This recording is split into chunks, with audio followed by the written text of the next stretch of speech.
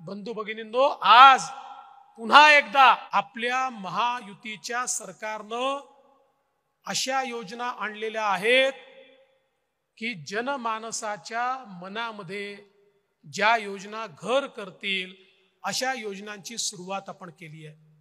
आपल्याला माहिती आहे लाडकी बहीण योजनेसारखी योजना आमच्या बहिणींच्या सन्मानाची योजना, ही मदतीची योजना नाही आहे।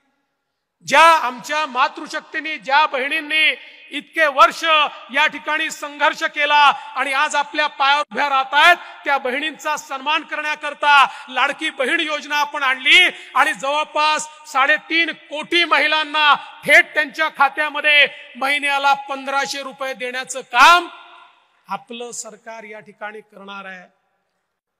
हे किती नाटकी लोक आहेत बघा, लबाड आहेत, लबाड।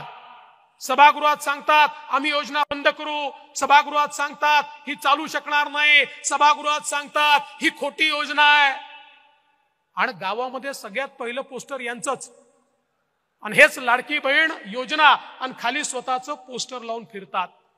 हा कोर्टात पण चालले, योजनेच्या विरुद्ध कोर्टातही चालले, आणि पोस्टर मात्र स्वतःचं लावतात। पण मी भारतीय जनता पक्षाच्या नेत्यांना आणि कार्यकर्त्यांना विनंती करणार आहे, अरे तुम्ही सांगा ना, आपली योजना आहे, आपल्या सरकारची योजना आहे, आपली मशिनरी जमिनीवर उतरली पाहिजे आणि आपण आमच्या माता भगिनींना मदत करून त्यांचे फॉर्म भरून घेतले पाहिजेत। एक गोष्ट लक्षात ठेवा, हे जे काही महाविकास आघाडीचे लोक आहेत यांनी एक स्ट्रॅटेजी ठरवली आहे। त्यांची स्ट्रॅटेजी काय आहे?